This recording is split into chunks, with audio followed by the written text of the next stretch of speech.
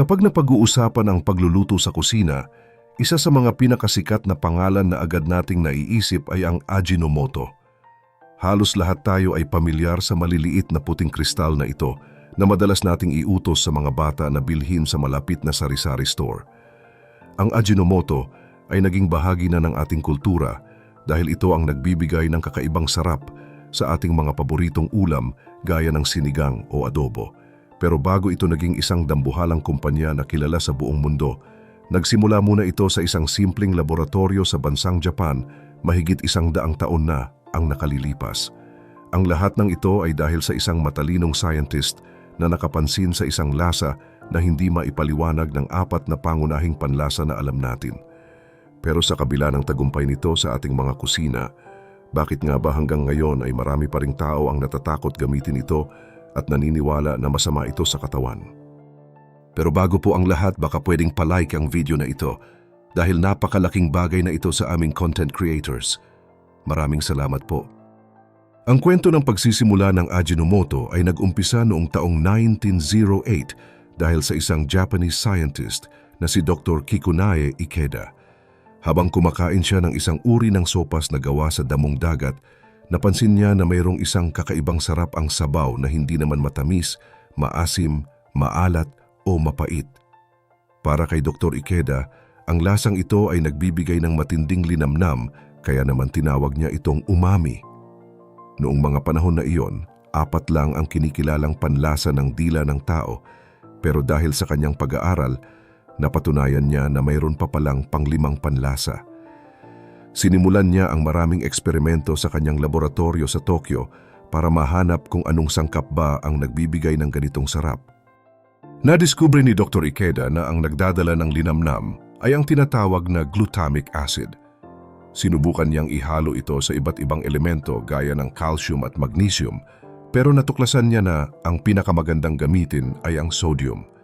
Dito na nabuo ang monosodium glutamate o mas kilala natin ngayon bilang MSG. Dahil sa kanyang invention, nakakuha siya ng patent noong 1908 at kinilala siya bilang isa sa mga pinakamagaling na inventor sa kasaysayan ng Japan. Ngunit para maipakilala ito sa maraming tao, nakipagtulungan siya sa isang negosyante na si Saburo Suzuki Ikalawa. Itinatag nila ang Ajinomoto Company at ang ibig sabihin ng kanilang brand ay ubod ng lasa. Noong unang bahagi ng kanilang negosyo, ang pangunahing target nila ay ang mga nanay na nagluluto sa bahay, kaya ang naging tatak nila ay isang babaeng naka-apron. Mabilis na lumaganap ang Ajinomoto sa ibang bansa gaya ng Amerika at China.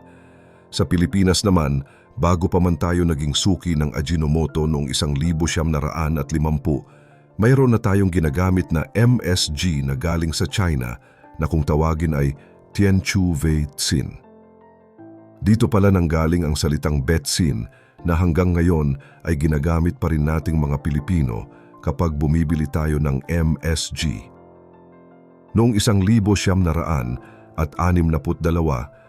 nagbukas na ang sariling planta ng Ajinomoto sa Pasig kung saan gumamit sila ng mga lokal na produkto gaya ng kamoting kahoy at tubo para makagawa ng kanilang sikat na pampalasa.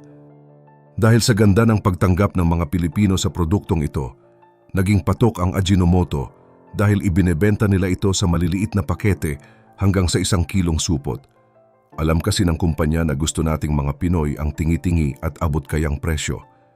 Hindi nagtagal, naglabas din sila ng mga bote na pwedeng itaktak na lang diretso sa niluluto. Siguro naman ay pamilyar din kayo sa dambuhalang bote ng Ajinomoto na makikita nyo noon kapag dumadaan kayo sa NLEX. Talagang hindi mo ito malalampasan dahil sa laki nito, na naging simbolo na rin kung gaano kalaki ang tiwala ng mga tao sa brand na ito. Dahil sa taas ng demand, lumawak na rin ang kanilang operasyon hanggang sa Visayas at Mindanao. Noong 1964 binuksan ang kanilang unang sangay sa Cebu at sinundan agad ito ng isa pa sa Davao para masigurado na abot nila ang bawat kusina sa bansa. Isa rin sa naging susi ng kanilang tagumpay ay ang matalinong paggamit ng mga patalasta sa radyo, dyaryo at telebisyon. Sino ba naman ang makakalimot sa sikat na jingle na tak tak tak? Nagsimula itong gamitin noong 1968 at hanggang sa mga bagong commercials nila ngayon ay maririnig pa rin natin ang tunog na iyan. Talagang tumatak ito sa isipan nating mga Pilipino at naging bahagi na ng ating pagluluto. Noong dulo ng dekada 70, ang Ajinomoto ay ibinebenta na sa mahigit 100 bansa at kumikita na sila ng bilyon-bilyong dolyar bawat taon. Pagdating naman ng dekada 90, naglabas na sila ng iba pang mga produkto rito sa Pilipinas gaya ng Ginisa Flavor Mix, ang kanilang liquid seasoning na Aji Toyo at ang Aji Shio. Pumasok ang taong 2000 at mas lalo pa silang nakilala nang ilabas nila ang Crispy Fry Breading Mix na naging paborito nating lahat para sa malutong na manok. Sa kasalukuyan, ang Ajinomoto Group ay isa na sa mga pinakamalaking kumpanya sa Japan at maging sa buong mundo. Mayroon na silang operasyon sa 36 na bansa at may libu-libong empleyado na nagtatrabaho para sa kanila. Ngunit sa kabila ng lahat ng yaman at tagumpay na ito, nananatili pa ring kontrobersyal ang kanilang pangunahing produkto na MSG. Marami pa ring tao ang matibay ang paniniwala na ang paggamit ng betsin ay masama raw sa ating kalusugan. Sinasabi ng ilan na ito ang dahilan ng pagsakit ng ulo, panghihina ng katawan at mabilis na pagtibok ng puso. Dahil dito, marami ang umiiwas na gumamit nito at mayroon pang ang mga restaurant na ipinagmamalaki na wala silang halong MSG sa kanilang mga pagkain. Pero naisip nyo ba kung saan nga ba talaga nagsimula ang lahat ng takot na ito?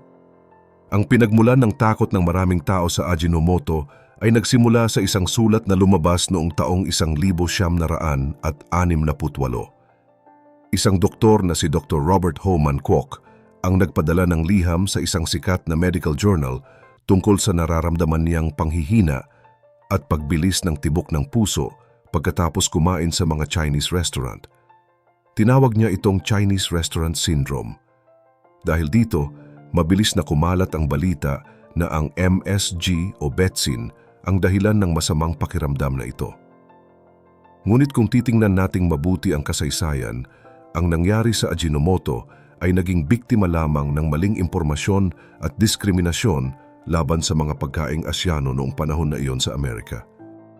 Kahit na mismong si Dr. Kwok ay hindi sigurado kung ang betsin nga ba ang dahilan ng kanyang naramdaman, ginamit ito ng media para takutin ang publiko. Sa loob ng maraming dekada, naging tatak na sa isip ng mga tao na ang pagkain ng may Ajinomoto ay mapanganib.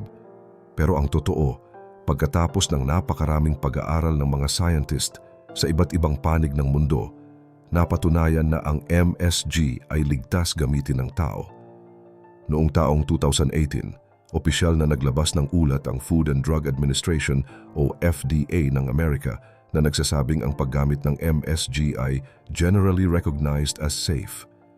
Ibig sabihin nito, wala tayong dapat ikatakot sa paglalagay ng pampalasa sa ating mga ulam dahil dumaan ito sa masusing pagsusuri ng mga eksperto. Isang magandang halimbawa na dapat nating tingnan ay ang bansang Japan kung saan nagmula ang Ajinomoto. Alam nyo ba na ang Japan ay isa sa mga bansa na may pinakamahabang buhay ang mga tao sa buong mundo?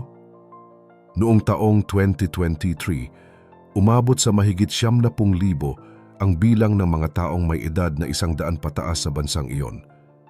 Kung talagang lason o masama ang betsin sa katawan, hindi sana ganito kahaba ang buhay ng mga Hapon na araw-araw gumagamit nito sa kanilang mga pagkain. Ang naging problema lang talaga ay ang maling akala na kumalat ng mas mabilis kaysa sa katotohanan. Sinasabi rin sa mga bagong pag-aaral na napakaliit na porsyento lang ng mga tao ang may sensitibong reaksyon sa MSG. Gaya rin ito ng ibang tao na allergic sa mani o sa seafood, kung saan nagkakaroon sila ng kaunting pamumula o pangangati pero hindi naman ito nakamamatay at hindi na nangangailangan ng matinding gamutan. Ang mahalaga ay alam natin ang limitasyon ng ating sariling katawan. Gaya ng lahat ng bagay na ating kinakain, ang susi ay ang pagiging balanse. Kahit ang pinakamasustansyang pagkain ay pwedeng makasama kung sobra-sobra ang iyong kakainin, kaya dapat ay sakto lang ang paglalagay natin ng pampalasa. Nakita natin sa kwentong ito na ang Ajinomoto ay hindi lang basta pampalasa, kundi isang produkto na dumaan sa matinding pagsubok ng panahon at maling paratang. Mula sa pagiging paborito ng mga nanay hanggang sa pagiging biktima ng fake news, nanatili itong matatag sa ating mga kusina. Ngayong alam nyo na ang tunay na kwento sa likod ng puting kristal na ito, magbabago na ba ang pananaw nyo sa paggamit ng betsin sa inyong pagluluto? Kayo, isa rin ba kayo sa mga nanay o tatay na natakot gumamit ng Ajinomoto dahil sa mga sabi-sabi na naririnig nyo sa inyong mga kapitbahay o nababasa sa internet? O baka naman mayroon kayong sariling kwento kung paano naging sikreto ng inyong masarap na ulam ang produktong ito? Ibahagi ang inyong mga karanasan sa comment section sa ibaba dahil gusto naming malaman ang inyong panig. At huwag din ninyong kalimutang i-like ang video na ito at mag-subscribe para lagi kayong updated sa mga kwento ng mga paborito nating brand. Maraming salamat sa inyong panonood at hanggang sa muli nating pagkikita.